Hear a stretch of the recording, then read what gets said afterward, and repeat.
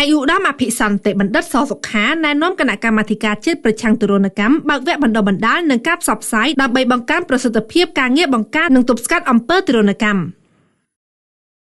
អាយុដំអភិសន្តិបណ្ឌិតសសុខាឧបនាយករដ្ឋមន្ត្រីក្រសួងមហាផ្ទៃបានផ្ដល់អនុសាសន៍ណែនាំឲ្យគណៈកម្មាធិការជាតិប្រឆាំងទរណកម្មគជបត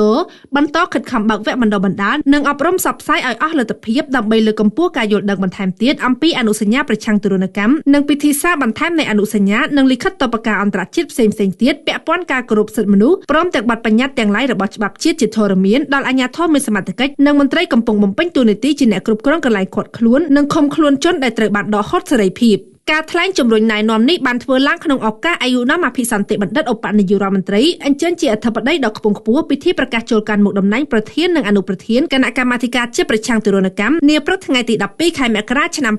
2026នៅទីស្តីការក្រសួងមហាផ្ទៃពិធីនេះមានការអញ្ជើញចូលរួមពីថ្នាក់ដឹកនាំក្រសួងមហាផ្ទៃថ្នាក់ដឹកនាំសមាជិកនិងសមាជិកានៃគណៈកម្មាធិការជាតិប្រឆាំងទរណកម្មព្រមទាំងតំណាងការិយាល័យឧត្តមស្នងការអង្គការសហប្រជាជាតិទទួលបន្ទុកសិទ្ធិមនុស្សប្រចាំកម្ពុជាសរុបចំនួន150រូបក្នុងឱកាសនោះដែរអាយុដំអភិសន្តិបណ្ឌិតបានកោតសរសើរចំពោះកិច្ចសហប្រតិបត្តិការដ៏សកម្មនាពេលកន្លងមកនិងបន្តមកដល់បច្ចុប្បន្នរវាងគណៈកម្មាធិការជាតិប្រឆាំងទរណកម្មនិងការិយាល័យឧត្តមស្នងការអង្គការសហប្រជាជាតិទទួលបន្ទុកសិទ្ធិមនុស្សប្រចាំកម្ពុជាដែលបានបញ្ជូនមន្ត្រីជំនាញមកជួយបណ្ដុះបណ្ដាលដល់មន្ត្រីលេខាធិការដ្ឋាននិងថ្នាក់ដឹកនាំរបស់គណៈកម្មាធិការជាតិប្រឆាំងទរណកម្មអំពីនីតិវិធីសំខាន់ៗក្នុងការងារស្រាវជ្រាវស៊ើបអង្កេតករណីសង្ស័យថាមានទរណកម្មប្រមុខក្រសួងមហាផ្ទៃក៏បង្ហាញក្តីរីករាយនឹងសាទរអាយុដំសៀងឡាប្រេសដែលត្រូវបានតែងតាំងជាប្រធានគណៈកម្មាធិការជាតិប្រឆាំងទរណកម្មជំនួសអាយុដំនុតសាអានអតីតប្រធានគណៈកម្មាធិការជាតិប្រឆាំងទរណកម្មនិងអាយុដំម៉ាក់សម្បត្តិជាអនុប្រធានតាមព្រះរាជក្រឹត្យលេខ1225/1695 នសរកត